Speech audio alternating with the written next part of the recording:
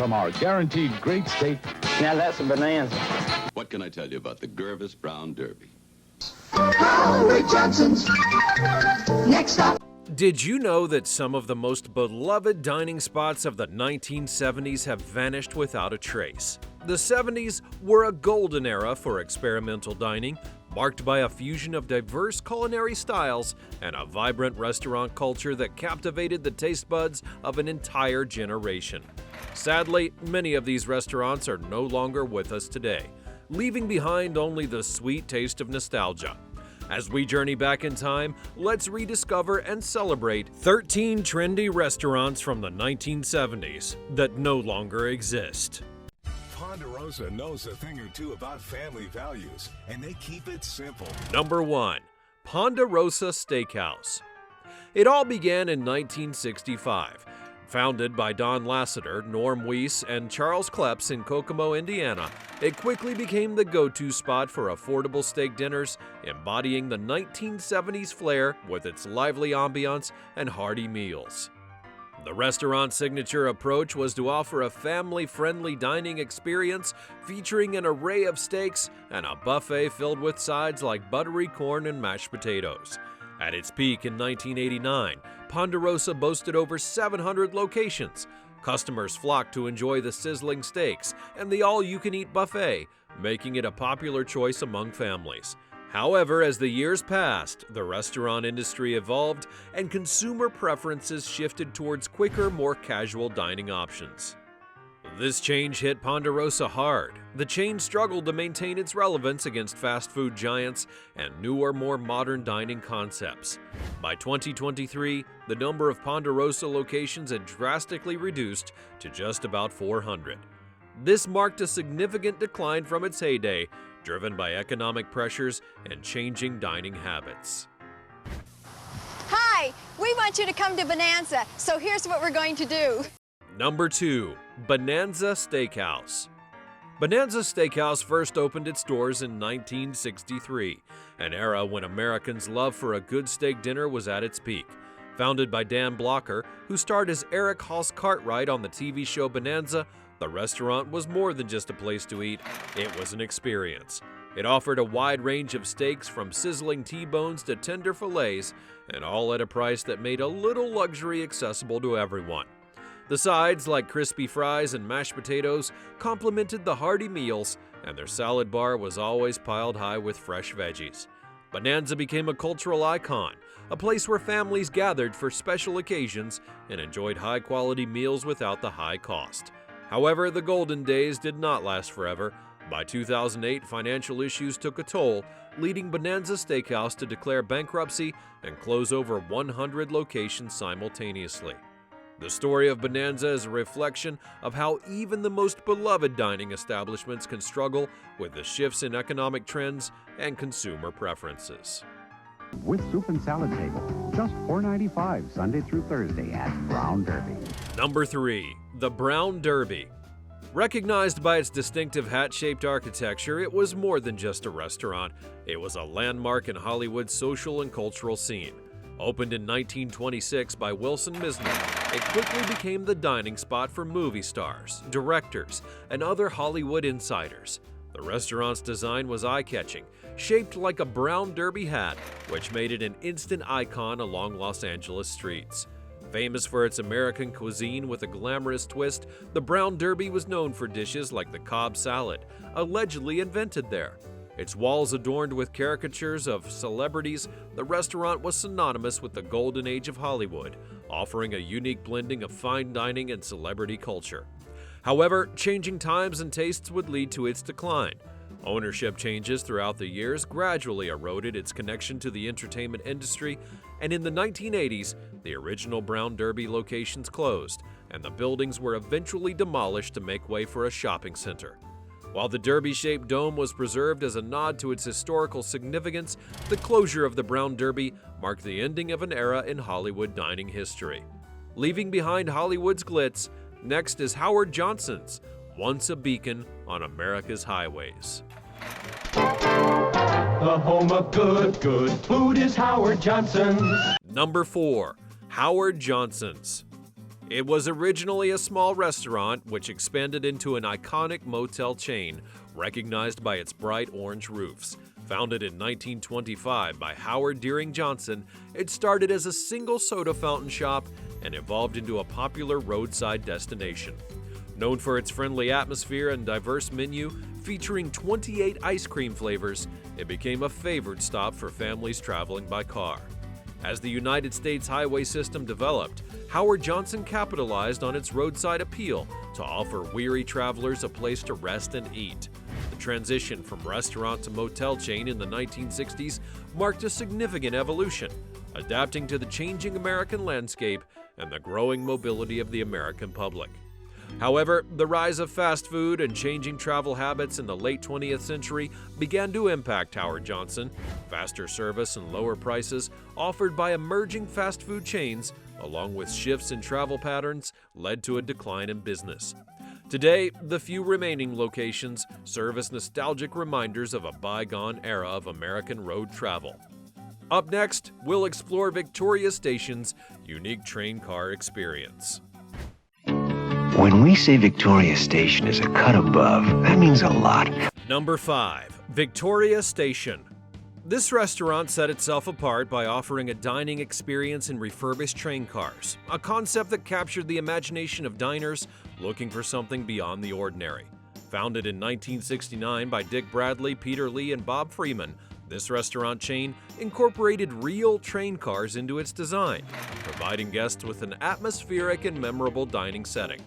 The restaurant's menu featured a variety of hearty dishes, primarily focusing on steaks and seafood, complemented by a classic salad bar. Its unique ambiance combined with quality food quickly made Victoria Station a popular spot across the United States, particularly appealing to the baby boomer generation.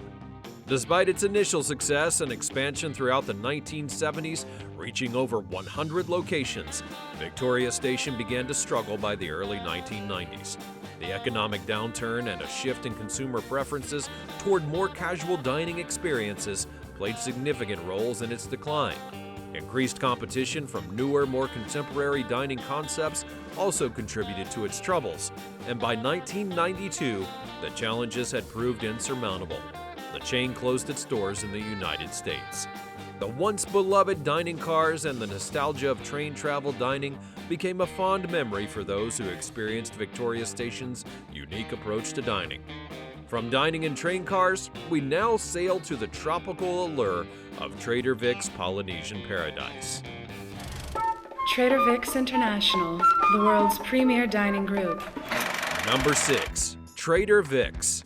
As a pioneer in creating an exotic dining experience with its Polynesian-themed restaurants, it was complete with tropical decor and an immersive atmosphere.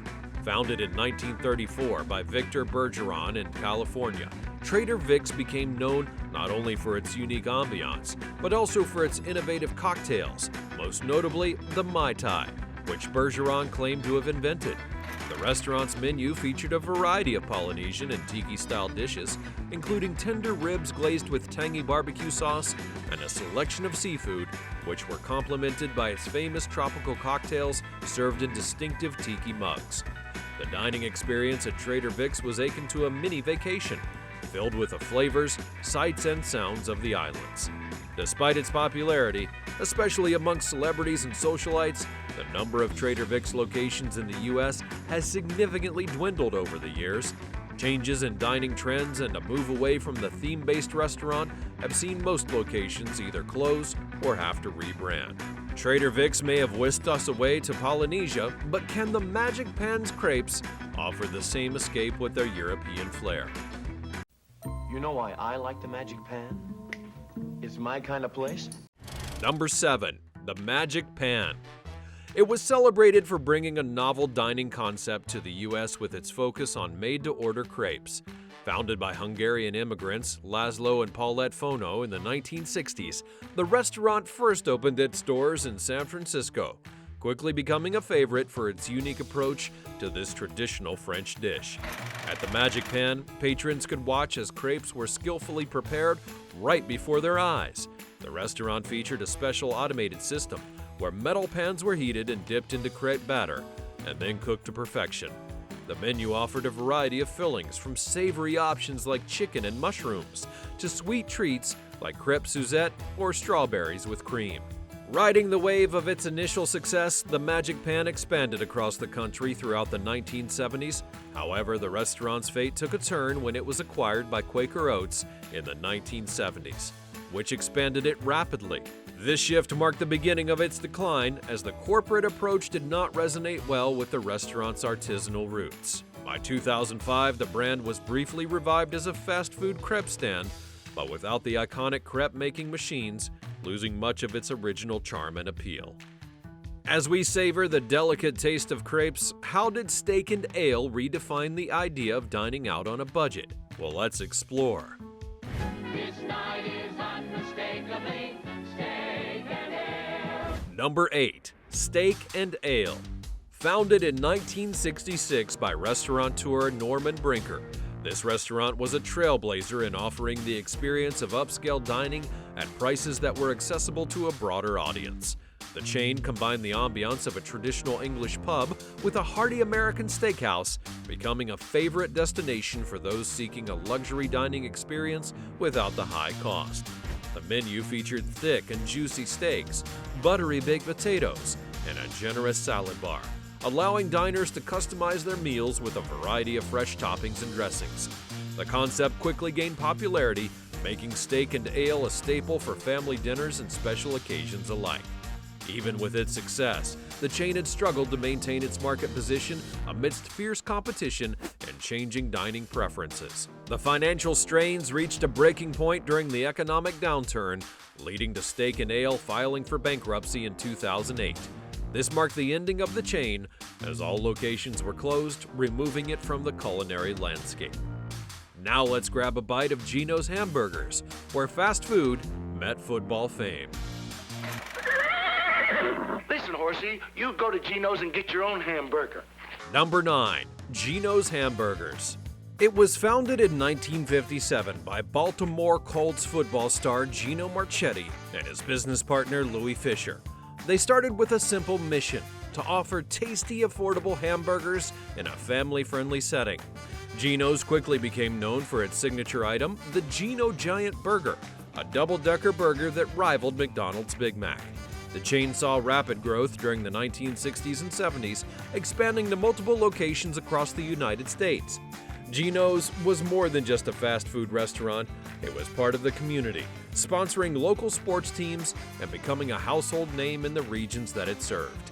Regardless of its popularity, Gino's began losing ground in the late 1980s as larger fast food chains like McDonald's and Burger King dominated the market, with more extensive marketing budgets and broader menu offerings. The competitive pressures led to Gino's being acquired by Marriott Corporation in 1982, which eventually phased out Gino's brand in favor of their Roy Rogers chain. From football stars to family nights, Ground Round turned dining into a fun-filled experience. Round, round, great meals. It's my steak plate. Number 10. Ground Round. This restaurant was known for its unique dining atmosphere, making it a favorite among families. Founded in 1969 by Howard Johnson, the restaurant chain distinguished itself with a casual, inviting vibe highlighted by free popcorn for diners upon arrival. The menu catered to all ages with a variety of American classics like burgers, chicken tenders, and an array of appetizers, and the family-friendly environment extended beyond the menu, featuring a relaxing setting where children could enjoy movies and cartoons played in the dining area, making it a popular choice for families dining out. The approachable prices and friendly service helped Ground Round become a staple in many communities. Ground Round faced financial difficulties that culminated in a bankruptcy filing in 2004, and this financial strain forced the company to close nearly half of its locations abruptly, deeply impacting its workforce and presence in the restaurant industry. Ground Round made family meals memorable, but how did shrimp boats anchor itself into the hearts of seafood lovers? Brandon's Shrimp Boat serves flavorful appetizers, luscious lunches, delicious dinners. Number 11. Shrimp Boats. It was a beloved seafood restaurant chain that left a lasting impression in the southern United States. Founded in the early 1970s, it specialized in serving affordable seafood, with shrimp dishes being the standout favorite amongst patrons. The restaurants were particularly known for their simple yet delicious fried and grilled seafood platters that attracted both locals and travelers. Operating primarily in the South, Shrimp Boats grew popular due to its commitment to fresh ingredients and a family-friendly dining atmosphere. The decor often featured nautical themes, enhancing the maritime dining experience, and it was not only a place to eat, it was a destination for enjoying the southern coastal cuisine in a welcoming environment. Shrimp Boats faced several challenges by the late 1980s. Increased competition from larger national fast food and casual dining seafood chains had placed significant pressures on the business. Additionally, economic downturns and rising operational costs made it difficult to maintain affordability without sacrificing quality. These factors led to the gradual closure of Shrimp Boat locations, with the last few shutting down by the end of the 1980s. As we leave the docks, how did White Tower attempt to stand out in the crowded fast food market that was dominated by giants? We believe in value. We are White Castle. Number 12. White Tower Hamburgers. This restaurant was a prominent fast food chain known for its small White Castle-like buildings, closely emulating the successful model of White Castle. Founded in the 1920s, White Tower quickly became a staple in urban areas, offering cheap, quick meals, primarily sliders, small square hamburgers, which were especially popular during the Great Depression due to their affordability. The restaurant's design was simple yet eye-catching, with white porcelain exteriors and stainless steel interiors that mirrored the cleanliness and modernity customers desire. At its peak, White Tower boasted numerous locations across major cities, symbolizing fast food convenience and the burgeoning American car culture. However, as urban landscapes began to evolve and the suburbs grew, White Tower faced significant challenges. The rise of the automobile culture led to a shift in consumer behavior, with more families moving to the suburbs and preferring drive-through dining experiences, which White Tower locations, often situated in denser urban areas, were not equipped to provide. Additionally, fierce competition from expanding national chains like McDonald's and the original White Castle put further pressure on White Tower. These competitors not only offered similar menus but also adapted more quickly to changing consumer preferences with updated facilities and expanded services like parking and drive-thrus. By the late 1980s and into the 1990s, many White Tower locations closed as the company had failed to modernize and keep pace with the rapid changes in the fast food industry. Now let's look at Burger Chef, an innovator that served up more than just burgers. We're proud to say we're the only place that lets you feel like a burger chef. Number 13. Burger Chef. As a trailblazer in the fast food industry, it was known for its innovative approaches that many are familiar with today. Founded in 1954, it grew rapidly and at one point was second only to McDonald's in terms of the number of locations nationwide.